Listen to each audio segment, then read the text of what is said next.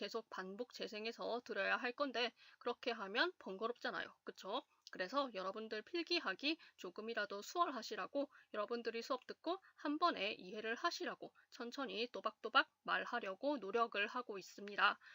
그런데 이 속도가 느리다고 생각하는 친구도 당연히 있겠죠. 밥 먹으면서 강의 듣는 친구도 있을 거고, 필기 안 하고 그냥 뭐 누워서 강의 듣는 친구도 있을 테고, 비대면이니까 그런 것까지 제가 제어할 수는 없을 것 같습니다. 아무튼 만약에 이 속도가 느리다고 생각하는 친구는 투덜거리거나 욕하지 마시고 그냥 배속을 해서 보세요. 제가 개인적으로 생각하기에는 1.5배속 정도로 설정을 하니까 평소에 제가 말하는 속도랑 얼추 비슷했던 것 같습니다. 오른쪽 아래에 배속 버튼을 클릭하면 2배속까지 조절할 수 있으니까 여러분들이 편하신 대로 하시면 됩니다.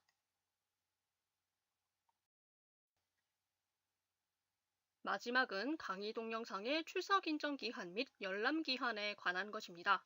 중간고사가 다가와서 그런지 벌써부터 복습을 하고자 하시는 분들이 더러 계시더라고요. 정말로 바람직한 일입니다. 제가 출결을 엄격하게 관리하고 싶어서 강의 동영상에 출석 인정 기한과 열람 기한을 정해놨는데요. 이러저러한 사정이 있어서 출석 인정 기한을 놓치긴 했지만 지난 강의를 챙겨보고 싶은 경우도 있을 것이고 또 강의를 한 번 봐서는 이해가 잘 안 돼서 한 번 더 보면서 복습을 해야겠다 싶은 경우도 있겠죠. 그래서 이 강의 동영상에 출석 인정 기한 및 열람 기한을 우리 중간고사 치르기 전날인 10월 22일 수요일 자정까지로 지정을 해둘 테니까 아무쪼록 공부 열심히 하시기를 바랍니다. 중간고사 시험의 일시, 범위, 형식 같은 것들은 다음 주에 수업 시간에 공지하도록 하겠습니다. 자, 그러면 수업을 시작해 보도록 하지요. 지난 시간에 이어서 이번 시간에도 시에 대해서 공부할 건데요. 오늘 수업에서는 시의 중요한 장치인 비유와 상징, 그리고 반어와 역설에 대해서 알아보려고 합니다. 본격적인 이론 설명에 들어가기 앞서서 제가 또 짧은 시 한 편을 준비해 봤습니다. 읽는데 시간 별로 많이 안 걸리니까 제가 소리 내어서 읽어보도록 하죠. 콩을 삶으려고 콩대에 불을 붙이니 콩이 소단에서 눈물을 흘리네. 본디 같은 뿌리에서 태어났건만 어찌 이리도 세차게 삶아대는가. 이 시는 중국 삼국시대의 시인 조식이 쓴 칠보시라는 작품입니다. 다섯 자로 이루어진 행이 4개 이어지는 오원절구인데요. 칠보시라는 제목은 일곱 발자국을 걸을 동안 지은 시라는 뜻을 가지고 있습니다. 이 시에 이런 제목이 붙여진 데에는 아주 구구절절한 이유가 있는데요. 제가 간단하게 설명해 드리도록 하지요.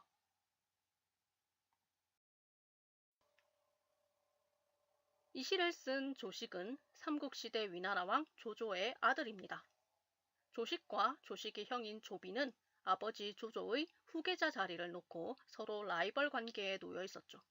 왜냐하면 조비는 조조의 첫째 아들이었고 조식은 조조가 가장 귀여워하고 아끼는 아들이었기 때문입니다. 조조가 죽고 첫째 아들인 조비가 왕이 되었는데 그로부터 얼마 지나지 않아 조비는 군사를 풀어서 동생 조식을 영모죄로 잡아왔습니다. 잡혀온 조식에게 조비는 말했죠. 야, 네가 시 좀 쓴다고 아빠 사랑을 독차지했었는데 네가 그렇게 잘났어?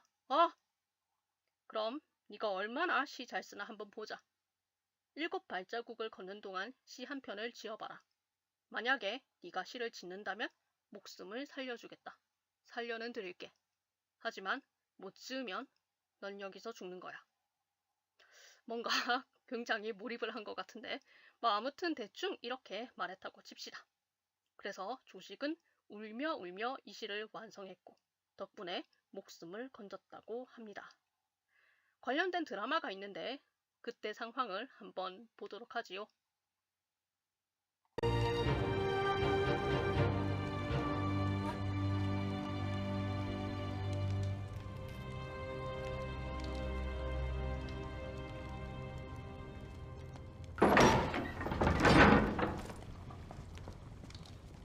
他怎么样？已经用过刑了，但人犯未曾招认。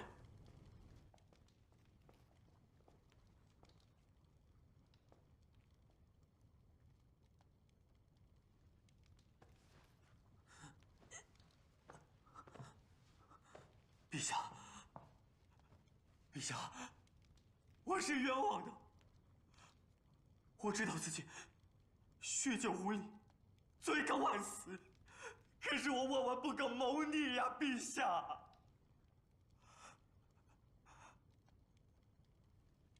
不让你尝尝这番滋味，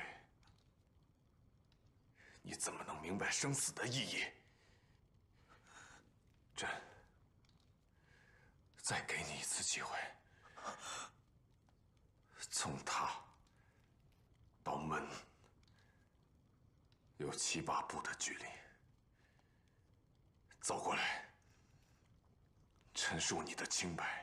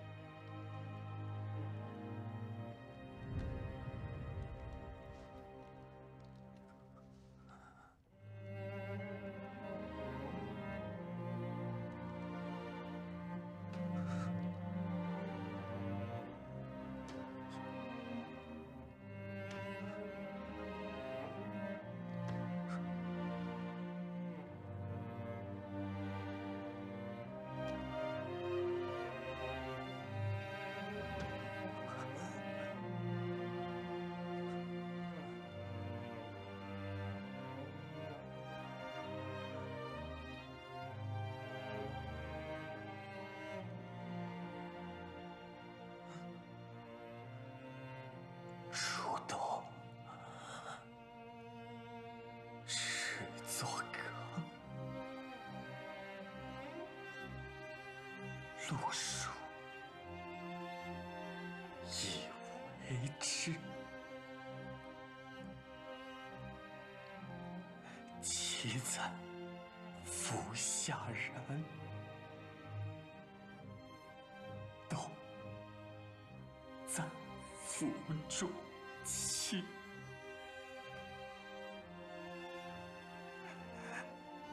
本是同根生，相见何太急。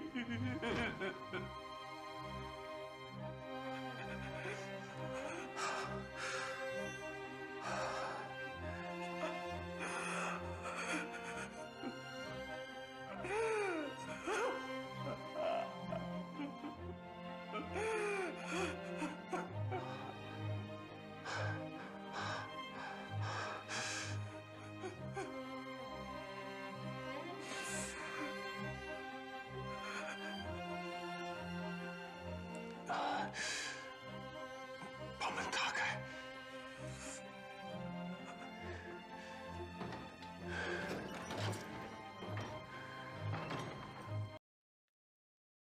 네, 방금 보신 영상은 칠보씨가 창작되던 상황을 묘사한 드라마의 한 장면이었고요. 배우들의 열연이 굉장히 돋보였죠. 이 칠보씨가 그려내는 표면적인 풍경은 굉장히 단순해 보입니다. 농경을 중시했던 고대 중국 사회에서 콩대를 땔감으로 삼아 콩을 삶아내는 풍경은 어디서든 쉽게 볼 수 있는 아주 흔하디 흔한 풍경이었겠죠. 딱히 새로울 것이 없는 그런 풍경이었을 것 같습니다. 하지만 칠보시의 저자가 어떤 사람이고 이 시가 어떤 경위로 쓰이게 되었는지를 살펴본다면 이 시 속에서 콩과 콩대라는 시어가 무엇을 상징하는지 우리는 쉽게 파악할 수 있을 것입니다. 자, 여러분들도 한번 생각해 보시기를 바랍니다. 이 시에서 콩과 콩대는 과연 무엇을 상징할까요? 콩과 콩대는 같은 뿌리에서 자라는 것입니다. 조조의 슬하에서 자라난 조비와 조식을 상징한다고 볼 수 있을 것 같아요. 즉, 소단에서 삶아지고 있는 콩은 형에게 핍박당하는 조식을 상징하고 소단의 콩을 삶는 데 쓰이는 콩대는 조식을 핍박하는 형 조비를 상징하는 것이죠. 그리고 같은 뿔이란 이 두 사람의 부모 조조와 그 부인을 상징한다고 볼 수 있겠습니다.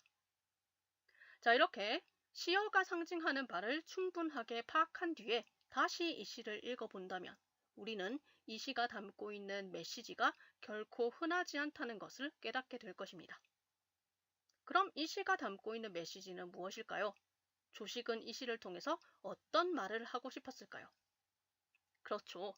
형, 나 그만 좀 괴롭혀. 형제끼리 왜 이래? 뭐 이 정도 메시지가 아닐까 싶습니다.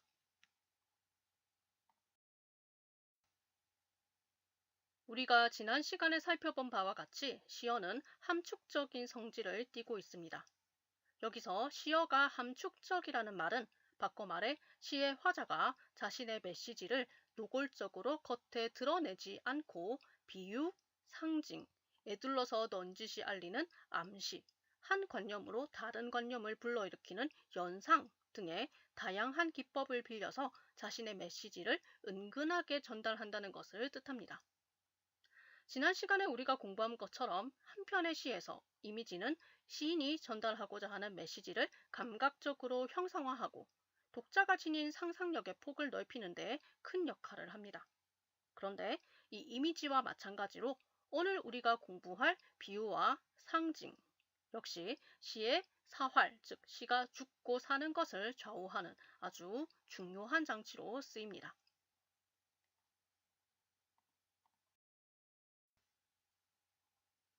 그럼 먼저 비유에 대해서 알아보도록 하죠. 비유란 원관념과 보조관념이 서로 어떤 유사성 혹은 동일성을 지닌다는 것을 전제로 합니다. 즉, 어떤 사물이나 관념을 그것과 유사하거나 동일한 속성을 지닌 다른 사물이나 관념에 빗대는 것이 비유라고 할 수 있는데요. 아마 여러분들께서도 잘 아실 거라고 생각합니다. 그리고 비유의 종류에는 직유, 은유, 의인, 화류, 제유, 환유 등 다양한 종류가 있습니다. 우리가 학창시절에 공부했던 기억을 잠시 되짚어 볼 겸 각각의 비유법들을 아주 간단하게 살펴보도록 하겠습니다. 첫 번째로 살펴볼 것은 직유입니다. 직유는 뭐뭐처럼, 뭐뭐 같이, 뭐뭐 같은, 뭐뭐 듯이, 뭐뭐인 양 등의 다양한 연결어를 사용해서 원관념과 보조관념을 직접적으로 연결짓는 것을 말합니다.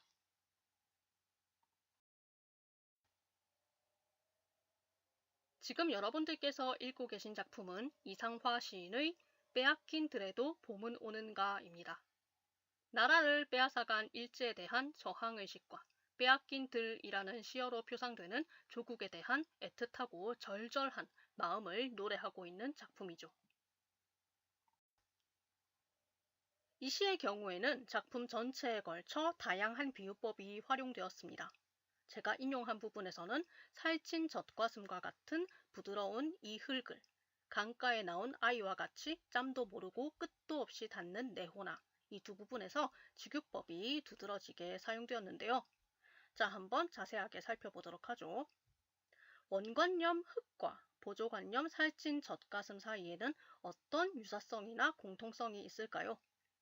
제가 생각하기로는 부드럽다, 풍요롭다 같은 공통된 속성이 있어 보입니다. 이 유사성을 가진 두 단어를 과 같은 이라는 연결어로 이어붙였죠. 그리고 다음 연에서는 자신의 혼을 강가에 나온 어린아이에 비유하고 있는데 원관념 내혼과 보조관념 강가에 나온 아이 사이에는 또 어떤 공통성이나 유사성이 있을까요? 그쵸? 순진하다, 순수하다, 그리고 다음 시행에 나타난 것처럼 한자리에 붙어있지 않고 여기저기를 끝없이 헤맨다 라는 공통된 속성이 있습니다. 이렇게 유사성을 지닌 두 단어를 와 같이라는 연결어를 사용해서 서로 이어붙여 씁니다.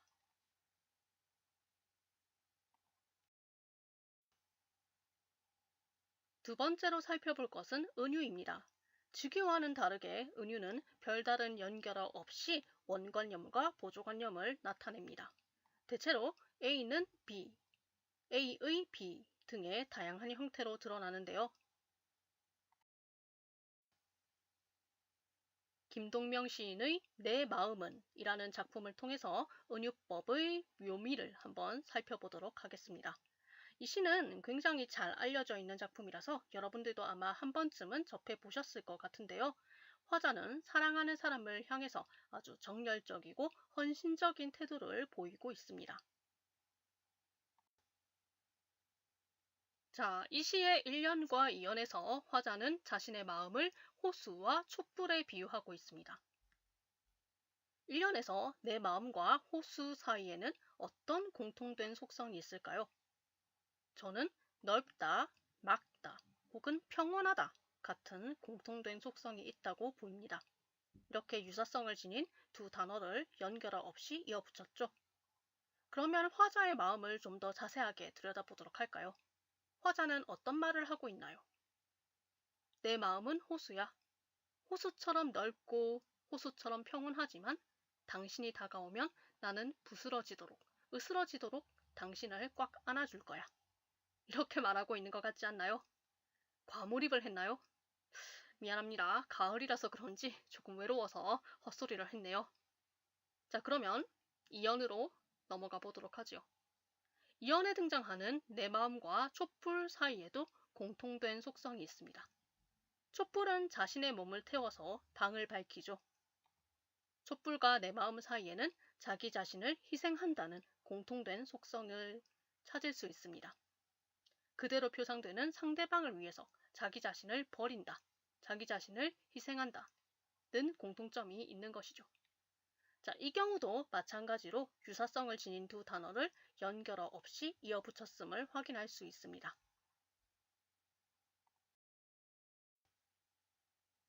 세 번째로 우리가 살펴볼 것은 환유입니다. 환유는 표현하려는 대상과 밀접하게 관련되는 다른 대상이나 다른 속성을 대신 들어서 그 대상의 전모, 즉 전체적인 모습을 나타내는 것을 말합니다. 대개는 어떤 사물로서 그것을 사용하는 인물을 대신 나타내는 표현이 널리 쓰이고 있는데요. 그 예를 한번 살펴보도록 하겠습니다.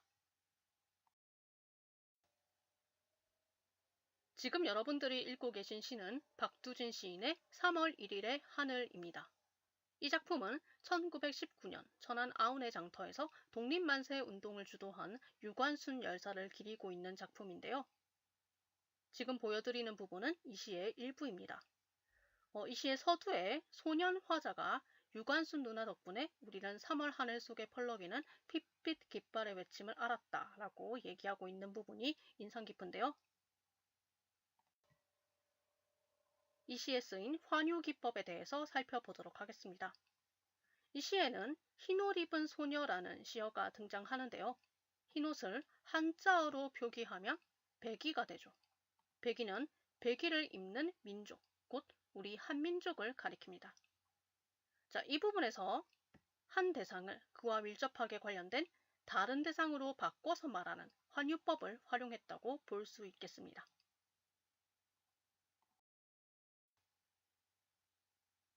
네 번째로 살펴볼 것은 제유입니다. 제유는 표현하고자 하는 대상의 일부 혹은 지엽적인 속성을 통해서 그 대상 전체를 나타내는 것을 말합니다. 앞서 우리가 살펴봤던 환유법과 제유법은 둘 다 사물의 명칭을 직접적으로 쓰지 않고 사물의 일부나 사물과 관련된 특징적인 속성을 들어서 그 자체를 나타낸다 라는 점에서 공통점을 지니고 있습니다. 어떤 낱말 대신에 다른 낱말을 사용하는 표현법이기 때문에 이 환유법과 제유법을 묶어서 대유법이라고도 하는데요. 대유법의 대자는 대신하다 대자를 씁니다.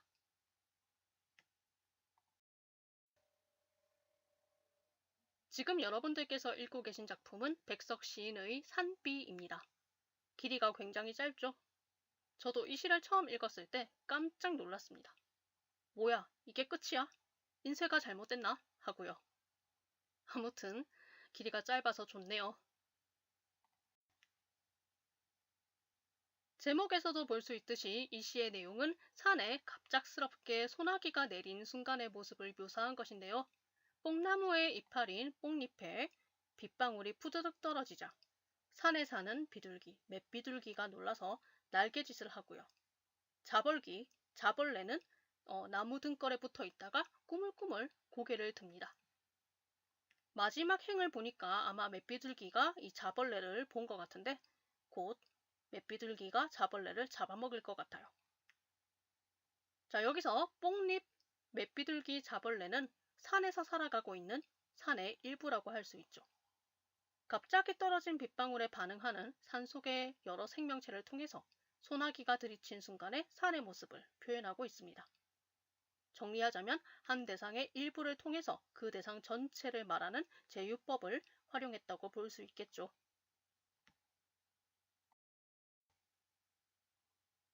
다섯 번째로 살펴볼 것은 의인입니다. 의인은 본디 사람이 아닌 사물이나 관념을 마치 사람인 것처럼 표현하는 기법을 말합니다. 아마 뒤에 나오는 화류와 의인의 차이점은 다들 아실 거라고 생각해서 설명을 하지 않도록 하겠습니다. 지금 여러분께서 읽고 계시는 작품은 우리에게 가을의 기도라는 시로 잘 알려져 있는 김현승 시인의 시 플라타너스의 일부입니다. 아시다시피 플라타너스는 길가에 많이 심어지죠. 크고 넓적한 이파리가 그늘을 잘 만들어준다고 해서 가로수로 주로 선호되는데요. 이 시의 화자는 플라타너스를 그냥 도로에 심어진 나무로 바라보지 않고 인간인 자신과 대등한 존재로 형상화하고 있습니다. 자, 그러면 작품을 좀 더 자세하게 살펴보도록 하지요.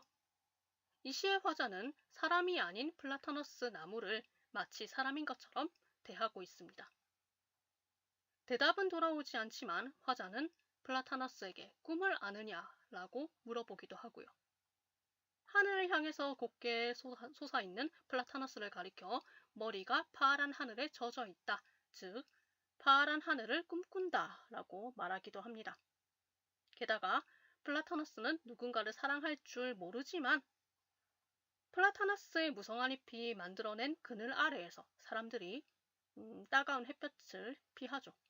즉 플라타너스는 사람들에게 헌신을 하면서 무한한 사랑을 베풀고 있는 것입니다.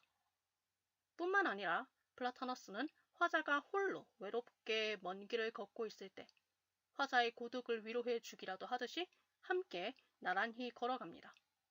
플라타너스는 마치 화자 인생의 반려자처럼 형상화되어 있는 것이죠.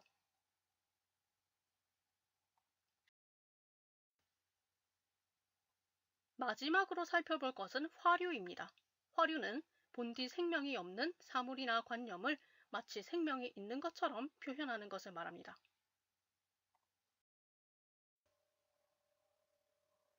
지금 여러분들께서 읽고 계시는 작품은 박남수 시인의 아침 이미지입니다.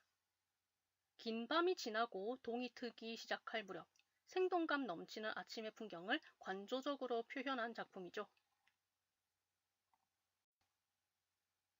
자, 그러면 다시 작품을 자세하게 살펴보도록 하겠습니다.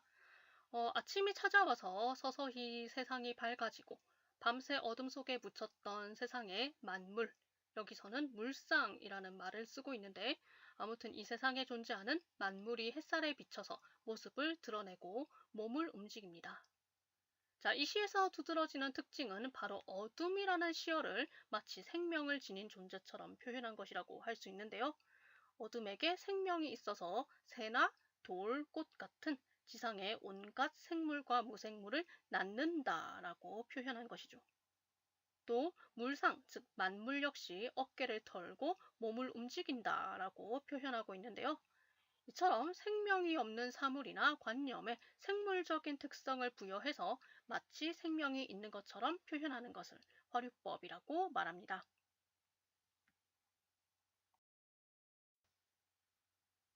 자, 지금까지 우리는 다양한 비유에 대해서 공부해봤습니다. 다음으로 시의 상징에 대해 함께 살펴보도록 하지요. 흔히 비유와 상징을 서로 혼동하는 친구들이 많은데요. 여기서 둘 사이의 차이점을 정리하고 넘어갈까 합니다. 우선 우리 표에는 나와 있지 않지만 비유의 경우에는 원관념과 보조관념이 둘 다 드러납니다. 하지만 상징의 경우에는 보조관념만 드러나고 원관념은 잘 드러나지 않습니다. 둘째로 비유의 경우에는 원관념과 보조관념이 서로 뭔가 비슷한 점 혹은 같은 점을 지니고 있어요. 둘 사이에 유사성이나 동일성이 존재하죠. 하지만 상징의 경우에는 그렇지 않습니다. 원관념과 보조관념 사이에 유사성이나 동일성이 존재하지 않고요. 서로 달라서 전혀 접점이 보이지 않을 때가 더 많습니다. 셋째로 비유는 비교나 유추의 방법으로 주로 이루어지지만 상징은 주로 암시의 방법으로 이루어집니다. 넷째, 비유의 경우에는 대체로 시속에 한 번만 등장하는 반면 상징은 대체로 시속에 반복적으로 등장합니다. 그런데 사실 이 네 번째는 예외가 굉장히 많아요. 그래서 반드시 그렇다고 단정 짓기는 어렵습니다. 마지막으로 비유의 경우에는 원관념과 보조관념의 상관관계가 명확하게 드러납니다. 무엇이 원관념인지, 무엇이 보조관념인지를 딱 눈에 보이게 드러내죠.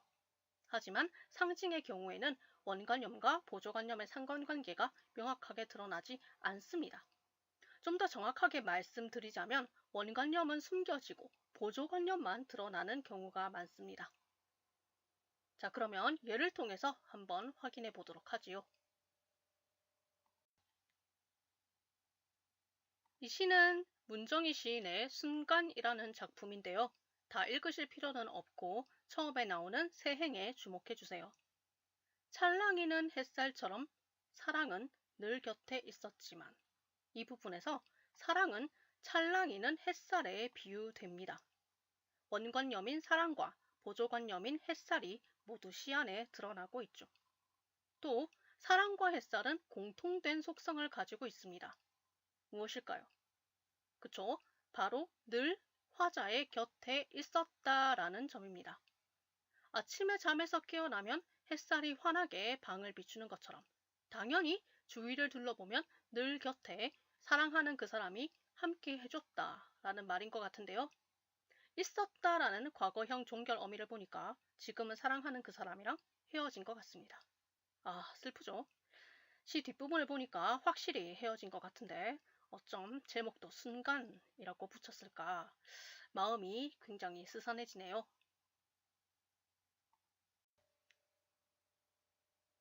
아무튼 비유의 경우에는 원관념과 보조관념이 모두 표면적으로 드러나고 원관념과 보조관념 사이에는 유사성이 있다는 것을 확인해 봤고요. 다음으로 박두진 시인의 해라는 작품을 한번 살펴보도록 하겠습니다. 이 시는 아주 유명한 작품이니까 제가 좀 간단하게 설명을 해도 될 것 같은데요. 이 시에서는 해와 달밤이라는 서로 대조적인 의미를 가지고 있는 시어가 등장합니다. 해가 본 뒤 무엇을 의미하는지, 달밤이 본 뒤 무엇을 의미하는지는 시 속에 표면적으로 드러나 있지 않습니다. 원관념은 드러나 있지 않고 보조관념만 드러나 있는 것이죠.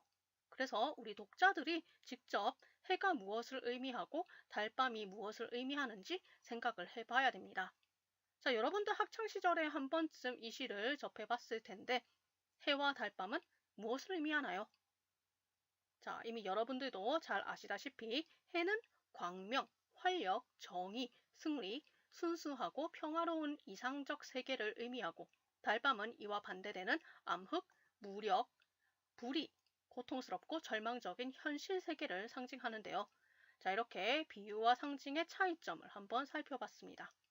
그럼 다음 슬라이드에서 본격적으로 상징에 대해 공부해 보도록 하지요.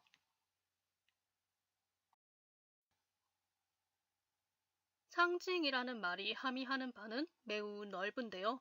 일반적으로 이 말은 어떤 대상이 그것과는 본질적으로 다른 대상을 의미하는 것을 가리킵니다. 질베르 뒤랑이라는 평론가는 기표가 기이를 완전히 설명할 수 없을 때 상징이 생겨난다 라고 말한 적이 있습니다. 여기서 말하는 기표나 기이, 시니피앙이나 시니피에 어쩌고저쩌고 하는 것들은 아마 문학이나 어학 공부하는 친구들께서 언어학개론 시간에 접할 텐데 우리 수업 시간에는 신경을 쓰지 않아도 됩니다. 시험에 나오지 않습니다. 아무튼 조금 더 자세하게 상징에 대해 표현하자면 어떤 추상적인 개념이 있는데 그것을 완벽하게 설명할 수 없을 때 구상적인 사물을 통해서 추상적인 개념을 대신 나타낸 것을 가리켜서 상징이라고 한다 라고 표현하면 되지 않을까 싶어요. 예컨대 신호등의 붉은 불빛을 통해서 정지하라 라는 메시지를 표현하고, 또 푸른 하늘을 날아다니는 흰 비둘기를 통해서 평화라는 개념을 표현하는 것이죠. 즉, 바꿔 말하자면 실체가 없는 것을 실체가 있는 것으로 표현하는 것이 바로 상징이라고 할 수 있겠습니다. 여러분들 이해가 되시나요?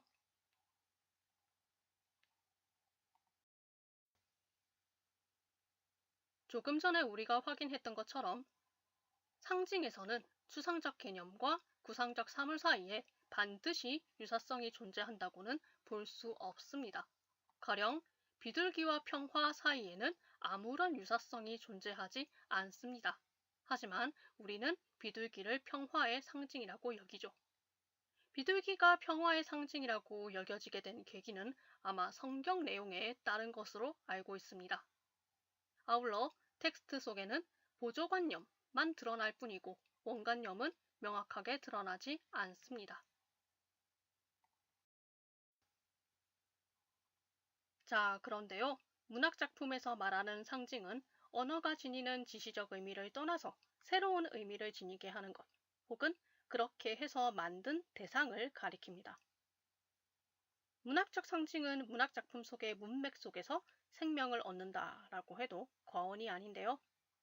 사실 문학적 상징이 암시하는 바는 문학작품을 읽어내는 독자에 의해서 다양한 의미로 해석될 수 있습니다. 예컨대 비둘기는 여러 문학작품 속에서 평화를 상징하기도 하고, 또는 희망을 상징하기도 하고, 때로는 소외된 현대인을 상징하기도 하고요. 사랑을 상징하기도 합니다.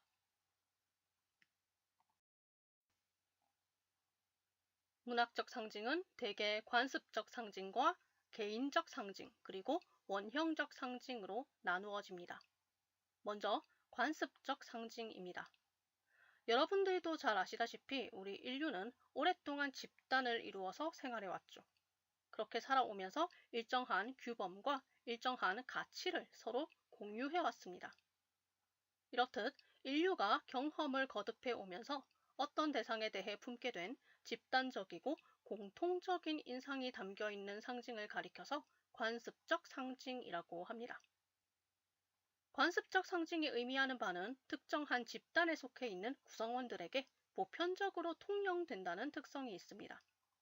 더 자세하게 들어가자면 이 관습적 상징을 제도적 상징, 역사적 상징, 문화적 상징, 자연적 상징 등 하위 범주로 세세하게 나눌 수도 있습니다만 우리 수업에서는 굳이 나누지 않겠습니다. 관습적 상징의 예시를 동양에서 한번 찾아보고자 합니다.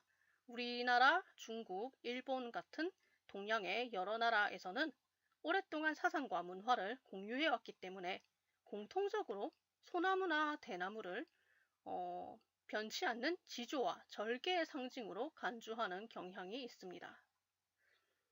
아마 여러분들 학창시절에 소나무나 대나무 칭송하는 고전문학 작품을 많이 봤을 거예요. 예컨대 윤선도의 오우가 같은 거 보면 야, 언제나 푸른 소나무 지조 있다, 멋지다. 언제나 꼿꼿한 대나무 절개 있다, 훌륭하다. 너네 나랑 친구하자. 뭐 이렇게 얘기하잖아요. 그쵸? 웃기려고 좀 개그를 쳐봤는데 안 웃긴다고? 죄송합니다. 아무튼 이 오우가랑 비슷한 주제 담고 있는 작품 중국이나 일본에도 많습니다. 우리나라에는 뭐 말할 것도 없죠. 또 동양에서는 공통적으로 모란꽃을 부귀영화의 상징으로 간주해 왔습니다. 또 두견새를 원혼과 정한의 상징으로 간주하기로 했었죠. 꼭 뭔가를 원망하고 한스러워하는 그런 마음이 아니더라도 동양 사람들은 슬픔, 애달픔, 그리움 같은 보편적인 감정들이 들면은 그것을 두견새에다가 기탁을 했습니다. 자, 이 두견새가 왜 원혼과 정한을 상징하게 되었는지 궁금한 친구는 우리 자료의 일부분을 한번 읽어보시면 알 수 있을 것 같은데요. 두견새에 얽힌 아주 슬픈 얘기가 있답니다.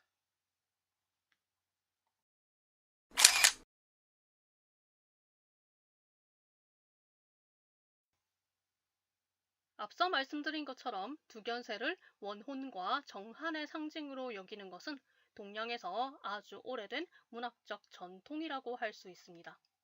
두견새에는 흔히 자규, 불력귀 혹은 귀촉도라는 다양한 이름이 있는데요. 중국에서는 당나라 시대 유명한 시인들이 두견새를 소재로 해서 전란 때문에 고향을 버리고 떠도는 슬픔이나 헤어진 가족을 그리워하는 마음을 표현한 바 있습니다. 그리고 일본의 만엽집 같은 고대 시가집에 실린 작품에도 두견새를 내세워서 화자의 울적한 감정을 기탁한 작품들이 많아요. 당연히 우리나라 문학작품 중에서도 두견새를 원혼, 정한, 슬픔, 애달픔, 그리움의 상징으로 내세우고 있는 것들이 굉장히 많은데요. 여기서는 그 일부만 살펴보도록 하겠습니다.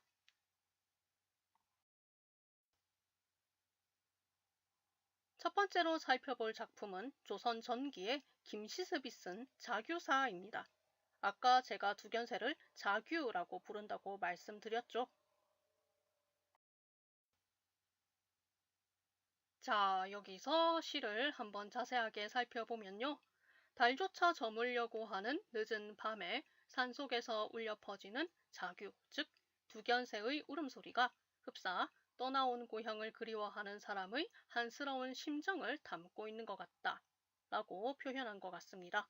자, 여기서 중요한 것이 두견새를 가리키는 불력귀인데요. 자, 이 불력귀가 가리키는 의미가 무엇일지 한번 생각해 보셨으면 좋겠습니다. 여기서 불력귀, 즉 돌아가고 싶다, 돌아감만 못하다 라는 이 말은 계유정난으로 인해서 왕위에서 쫓겨난 단종의 처지를 상징하고 단종의 한스러운 심정을 대변하는 역할을 합니다. 여러분들 계유정난 다들 아시죠? 수양대군이 조카 단종을 쫓아내고 왕위에 오른 사건을 말하죠. 계유정난 이후 벼슬을 버리거나 방랑을 하면서 단종에 대한 절개를 지킨 6명의 신하를 생육신이라고 부르는데요. 이 시를 쓴 김시습도 생육신의 한 사람으로 꼽힙니다. 김시습은 어렸을 때부터 재능이 아주 뛰어나서 세종이 그를 궁궐로 불러 격려하고 친히 상을 내렸다고도 하는데요. 성장해서 과거 시험을 준비하던 김시습은 수양대군이 단종을 쫓아내고 왕위에 오른 일을 아주 의롭지 못한 일이다, 잘못된 일이다 라고 생각했습니다. 그래서 관직에 나가기를 단념하고 과거 시험 공부하던 것도 다 그만두죠. 의롭지 못한 왕 밑에서 일하고 싶지 않다 라고 생각을 했나 봐요. 이후에 김시습은 단종을 복위시키려고 하다가 죽은 사육신의 시신을 수습해서 묻어주기도 하고 끝까지 단종에 대한 충성을 다했다고 합니다. 자, 아무튼 이 두견새의 울음, 불력귀라는 말은 계유정난 때문에 왕위에서 쫓겨나 유배된 단종의 처지를 상징하는 말로 쓰였다는 거 기억해 두셨으면 좋겠네요. 두 번째로 살펴볼 작품은 1940년대 후반에 서정조 시인이 쓴 귀촉도입니다. 아까 제가 두견새를 귀촉도라고 부른다고 말씀을 드렸죠. 지금 제가 인용한 부분은 이 시의 뒷부분에 나오는 일부입니다. 아마 여러분들이 잘 모르실 수도 있는데요. 앞부분의 내용을 간단하게 언급하자면 이 시의 화자가 그리워하고 있는 님은 흰옷을 입고 먼 하늘 끝으로 다시 돌아오지 못할 길을 떠났습니다. 즉, 세상을 떠난 것이죠. 사랑했던 님을 떠나보내고 화자는 말합니다. 은장도로 머리카락을 잘라서 미투리, 신발이라도 만들어줄 걸 그렇게 해주지 못해서 미안하다. 미안한 마음이 너무너무 커서 소리내어 울다가 피를 토할 정도로 후회스럽다. 결국 이 시에서 두견새의 울음소리, 귀촉도의 울음소리는 사랑하는 사람이 살아있었을 때 좀 더 잘해주지 못한 데에서 오는 화자의 아쉬움과 후회, 한을 상징한다고 볼 수 있겠습니다.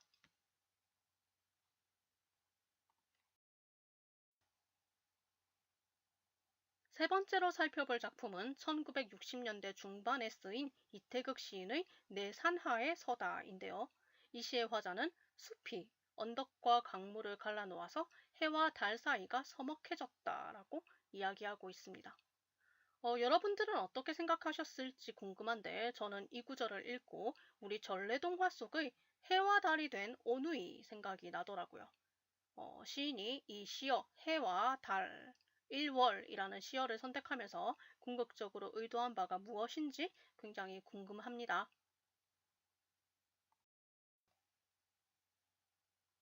아무튼요, 절친했던 해와 달 사이가 서먹해지고 빗자국이 길목마다 남았다라고 하니까 무슨 일이 나도 크게 난 것 같은데요. 이 시에서 숲은 38선을, 언덕과 강물은 우리나라의 국토를 각각 의미합니다.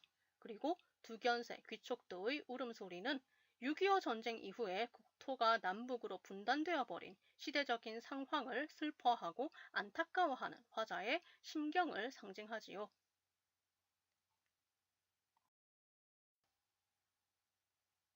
자, 그러면 보너스로 중국을 대표하는 시인 이백의 선성견 두견화라는 작품을 함께 읽어볼까 합니다.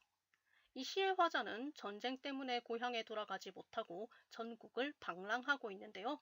이 시에서 두견새의 울음소리는 화자의 애달프고 한스러운 처지를 상징하고 있습니다. 그럼 다음으로 개인적 상징에 대해 살펴보도록 하지요.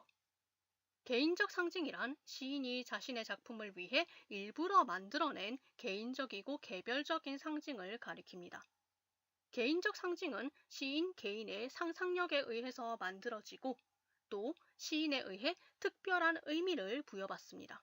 그렇기 때문에 굉장히 특수하고 모호한 경향을 가지고 있죠. 개인적 상징은 시 한 편에만 나타나기도 하고 그 시인의 시집 전체나 시세계 전체에 걸쳐서 나타나기도 하는데 사실은 걷잡을 수가 없어요. 가령 한용운 시인의 시집 님의 침묵을 예로 들 수 있을 것 같은데요. 한용운 시인의 시집 님의 침묵에 등장하는 시어 님 같은 경우에는 시집에 실려있는 88편에 달하는 시속에 거의 빠짐없이 매번 등장합니다. 님의 침묵에 실려있는 그 수많은 시속에서 님이라는 하나의 시어가 상징하는 바는 굉장히 특별하죠. 여러분들께서 아시다시피 이 님은 다른 시인들의 시에 등장하는 님이 상징하는 바와 결이 다릅니다. 예컨대 김소월의 님의 노래에 등장하는 님과 다르고요. 앞서 우리가 살펴본 서정주의 귀척도에 등장하는 님과도 달라요. 사랑하는 연인으로만 간주할 수 없는 깊은 의미가 있는 것이죠. 시집의 서두에 실려있는 군말이라는 시에서 한용운 시인은 이렇게 말합니다. 님만 님이 아니라 기룬 것은 다 님이다. 여기서 말하는 기룬 것, 기루다라는 시어가 무엇을 의미하는지 연구자들마다 해석이 분분한데요. 기루다라는 말은 사랑스럽다, 귀하게 여기다, 소중하다 등등 다양한 의미로 해석될 수 있습니다. 여러분들도 잘 아시다시피 한용운 시인은 3.1운동이 일어나던 당시에 민족대표 33인 중에 한 사람으로서 독립운동에 투신했던 사람이기도 하고요. 또 그 이전에 불교에 귀의했던 승려이기도 했습니다. 이러한 한용운 시인의 생애로 미루어 봤을 때 사람들은 그의 시에 등장하는 님이 어떤 의미를 지니는지 굉장히 다양한 해석을 내놓을 수밖에 없는데요. 작품 속에 등장하는 님의 의미는 중의적입니다. 하지만 일반적으로 국가 혹은 종교 또는 연인을 상징하는 것으로 많이들 해석을 하지요.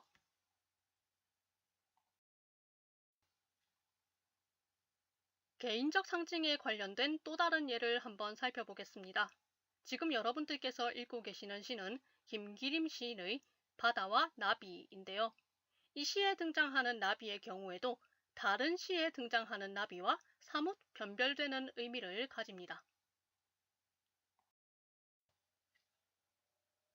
바다와 나비에 등장하는 나비라는 시어는 다음과 같이 세 가지 의미를 가지고 있습니다.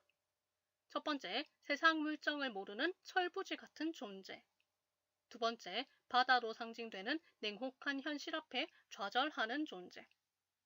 세 번째, 시련을 견디지 못하는 연약한 존재.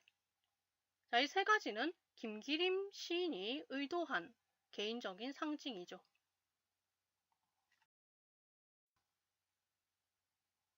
그런데 이러한 나비가 정호승의 시 나비에서는 또 다른 의미로 다가오게 됩니다.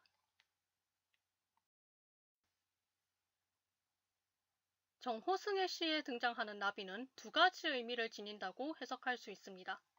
첫째로 자연물로서의 나비를 상징한다고 볼 수도 있고요. 둘째로 죽은 사람의 영혼을 상징한다고 볼 수도 있습니다.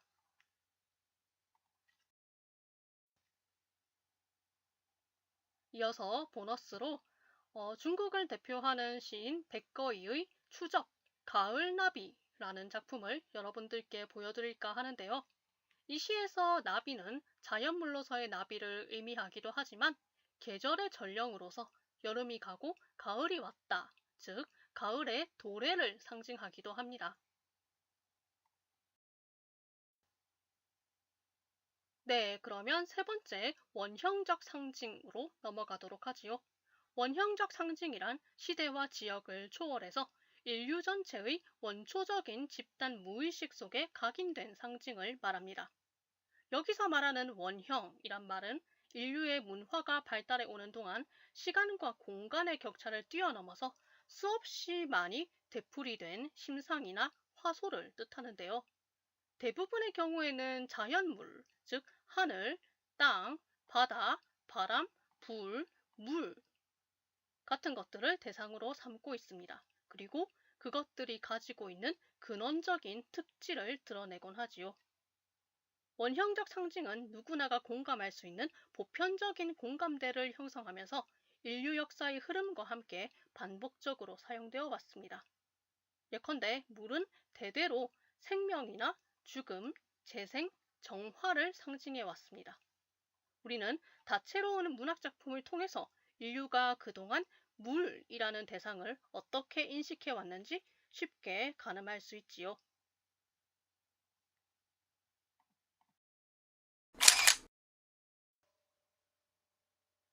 물을 직간접적인 소재로 다루고 있는 문학작품은 전 세계에 걸쳐 다채롭게 존재하고 있습니다. 동서고금의 다양한 문학작품 속에서 물은 생명과 죽음, 때로는 죽음으로부터의 재생을 상징하곤 하죠. 이것은 인류의 삶과도 밀접하게 관련이 있는데요. 작물에 물을 주어 농사를 짓고, 농사를 지어 얻은 수확물로 생명을 이어나가고, 때로는 호우나 홍수 같은 수해로 인해 생명을 잃어야 했던 인류의 삶으로부터 유래된 것입니다. 특히 창세 신화, 즉 세상이 만들어질 때 이야기를 담은 신화를 살펴보면 예로부터 많은 사람들이 물을 생명의 근원으로 생각하고 있음을 확인할 수 있습니다. 가까운 예시로 우리나라 제주도의 서사무가에서는 하늘로부터 조이슬이 내려오고 땅으로부터 물이슬이 솟아나와서 음양이 상통, 서로 통한 것이 천지개벽의 계기고 생명 창조의 시작이 되었다라고 전합니다.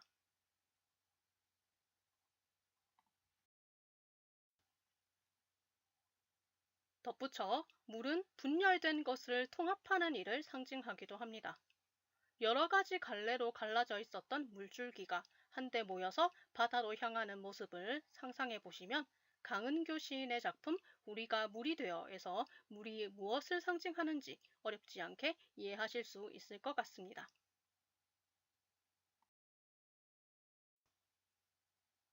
네, 계속해서 시의 반어와 역설에 대해 알아보도록 하겠습니다.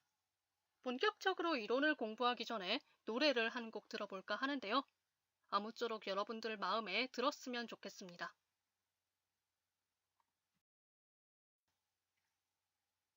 제가 들려드리고자 하는 노래는 김소월의 시 진달래꽃에 멜로디를 붙인 마야의 진달래꽃입니다. 다들 여기까지 수업을 듣고 있으면 굉장히 많이 지쳐 있을 것 같은데 잠도 좀 깰 겸 마야의 시원시원한 목소리를 한번 감상해 보도록 하지요.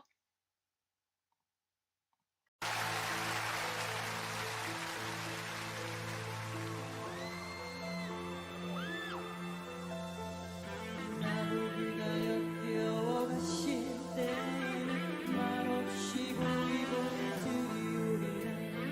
나보기가 역겨워 가실 때에는 죽어도 아니는 눈물이라. 날 떠나 행복하지 이젠 그대 아니지. 그대 바라보며 살아온 내가 그녀 뒤에 가렸는지. 사랑 그 아픔이 너무 커 숨을 쉴 수가 없어. 그대 행복하길 빌어줄게요. 내 영혼으로 빌어줄게요. 나보기가 역겨워 가실 때에 말없이 보이 보내드리려리라. 역겨운 약속 진달래꽃 아름다운 그 실기를 뿌리오리라. 다시는 너는 너의 그 꽃을 사뿐히 지려밟고 가시옵소서. 나보기가 역겨워 가실 때에는 죽어 아니 눈물을 흘리오리라.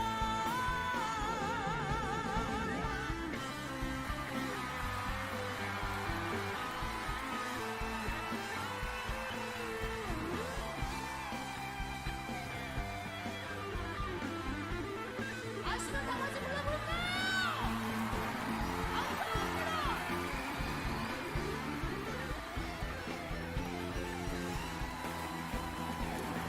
내가 떠나 바람 들려 그대를 맴돌아도 그댄 그녀 사랑하겠지. 나보기가 역겨워 가실 때에는 말없이 보이 보내드리오리라. 뭐라고요? 역겨운 약속 진달래꽃 아름다운 그 실기를 뿌리오리라. 다시는 너는 너의 그 꽃을 사뿐히 지려밟고 가시옵소서. 나보기가 역겨워 가실 때에는 죽어도 아니 눈물을 흘리오리라. 나보기가 역겨워 가실 때에는 죽어도 아니 눈물을 흘리오리라.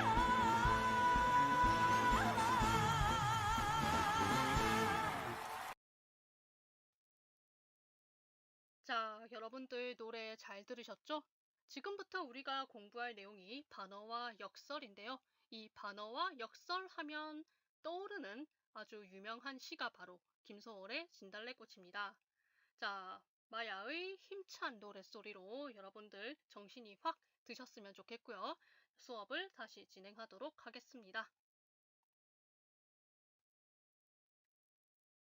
반어와 역설에 관련한 이야기를 하기에 앞서서 조금 생소한 이야기를 덧붙이게 될 것 같은데요. 여러분들 나중에 제7강에서 배우게 되겠지만 여러 가지 문예 사조 중에 형식주의라는 것이 있습니다. 러시아의 비평가들이 이 형식주의를 굉장히 좋아했는데요. 러시아 형식주의 비평가들이 새롭게 만든 개념 중에 자주 접해서 친숙한 사물이나 관념을 새롭고 생경하게 느껴지도록 표현하는 것을 가리키는 낯설게 하기라는 개념이 있습니다. 시에 쓰인 시어의 의미를 생소하게 만드는 이 낯설게 하기의 여러 가지 방법들 중에 오늘 우리가 배울 반어, 아이러니와 역설, 패러독스가 있는데요. 자, 우리에게 지금은 익숙해진 여러 가지 시 표현들, 찬란한 슬픔의 봄, 김영랑의 시 모란의 피기까지에 나오는 그런 표현이라든가 정지용의 시 유리창에 나오는 외로운 황홀한 심사 같은 표현들 한번 여러분들 생각해 보세요. 이와 같은 표현들은 분명히 일상의 감각하고는 동떨어져 있습니다. 자, 한번 보면 무슨 뜻인지 잘 감이 오지 않아요. 하지만 이 구절을 읽어내는 독자들은 이렇게 어색한 표현들에 조금 당황스러워 하면서도 한편으로는 여기 쓰인 이 표현이 진짜 의미하는 게 뭘까? 그거 한번 찾아봐야겠다. 하고 다짐하면서 시속의 문맥을 열심히 짚어내려 합니다. 그리고 그러는 사이에 독자들은 자기도 모르게 이 모순적인 말이 안 되는 표현 속에 숨겨진 진실, 시인의 의도를 담고 있는 어떤 메시지에 가까이 다가가게 되지요. 자, 그럼 먼저 반어에 대해서 살펴보도록 하겠습니다. 반어란 문장 표면에 나타난 뜻과 문장의 배후에 숨겨진 뜻이 서로 다른 것을 가리키는데요.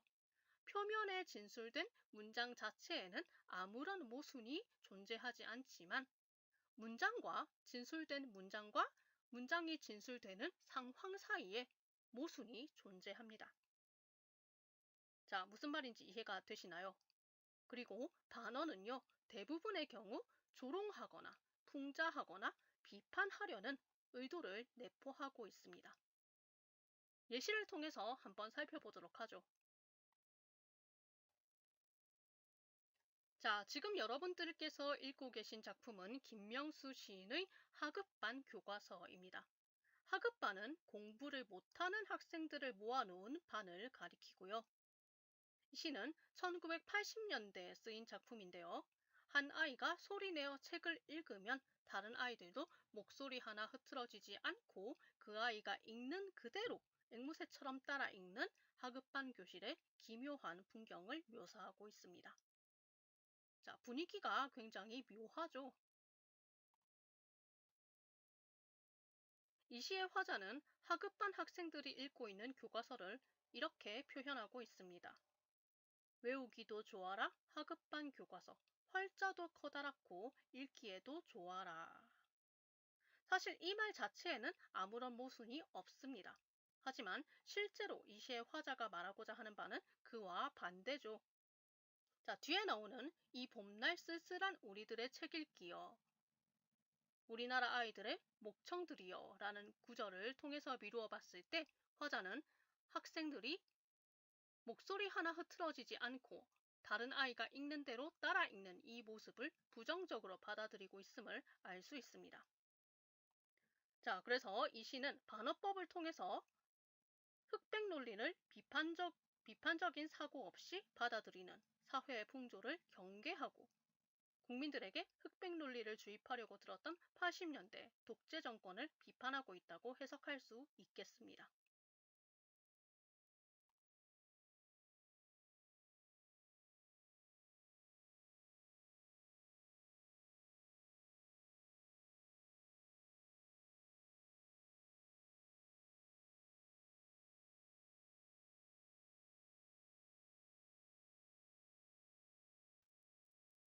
한편 반어와 유사한 것으로 역설이라는 표현 방법이 있습니다.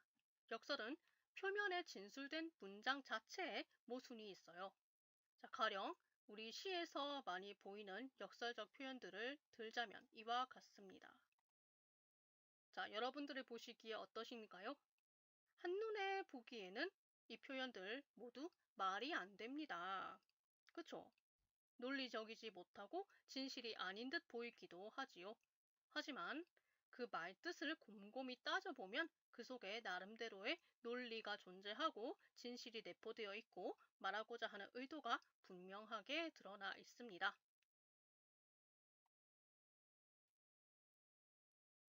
제가 예로 들어드릴 시는 서정주 시인의 견우의 노래입니다. 여러분들 견우직녀 설화, 7월 칠석과 관련된 설화 다들 잘 알고 계시죠? 이 시는 그 견우직녀 설화에 기반해서 지어진 작품입니다. 자, 견우의 노래 본문을 한번 살펴보겠습니다. 자, 여러분들 아시다시피 견우와 직녀는 서로 사랑을 하고 있었고 서로 사랑한다고 정신이 팔려서 해야 할 일을 하지 않고 있었더니 직녀의 아버지인 옥황상제가 화가 나서 견우와 직녀를 서로 떨어뜨려 뒀습니다. 그래서 강제로 지금 이별을 한 상태예요. 자, 화자인 견우는 청자인 직녀에게 이렇게 말합니다. 우리들의 사랑을 위해서는 이별이 있어야 하네. 우리들의 그리움을 위해서는 푸른 은한물이 있어야 하네. 라고요. 자, 여러분들, 이 말이 논리적이라고 생각하십니까? 아니죠? 어떠세요? 받아들이시기에. 저는 왠지 그 말이 생각납니다. 널 사랑하니까 놓아주려고 하는 거야. 우리 이만 헤어지자. 우린 여기까지 하자. 오래된 유행가 가사나 아주 재미없는 연애 드라마에 나타날 것 같은 흔한 말이죠. 자, 혹시 여러분들 애인이랑 이별할 때 이런 말 들으면 기분이 어떨 것 같아요? 저는 제 남자친구가 저런 말 하면서 나를 찬다면 걔를 때릴 수도 있습니다. 난 남자도 팬다고. 무슨 말도 안 되는 소리를 짓거리고 있어! 하면서 사랑을 위해 이별해야 한다는 이 말을 부인하고 싶어요. 자, 이 견우의 말은 납득하기가 정말 어렵습니다. 하지만 이별을 더 깊어질 사랑을 위해 마땅히 감내해야 할 과정이라고 생각하는 이 견우의 말과 태도에서 사랑에 대한 역설적인 인식을 엿볼 수가 있지요. 자, 잠시 떨어져 있는 동안 우리의 사랑이 점점 더 깊어질 테니까 서로를 그리워하고 서로를 생각하면서 서로에 대한 감정이 점점 더 뜨거워질 테니까 우리의 사랑을 위해서 이별이 잠시 있어도 좋다라고 얘기를 하고 있는 것이죠. 변명 같아요. 그쵸? 자, 아무튼 네, 이렇게 역설적인 인식이 드러난 시 한 편을 함께 읽어봤습니다. 네, 이것으로 오늘 강의 동영상을 마무리할까 하는데요. 강의 동영상의 출석 인정 시간 야무지게 확인하시고요. 동영상 다 보시고 난 뒤에 학습 활동 아시죠? 간단한 퀴즈도 풀어주세요. 문제 정말 쉽게 냈거든요. 다들 맞힐 수 있을 것 같습니다.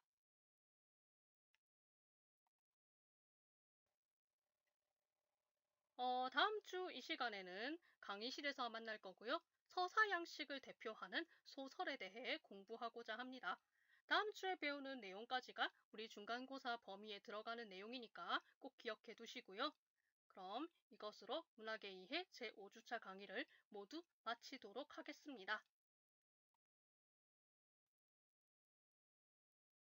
수업과 관련된 질문은 제 메일로 해주시고요. 여러분들 이번 한 주도 수고 많으셨습니다. 감사합니다.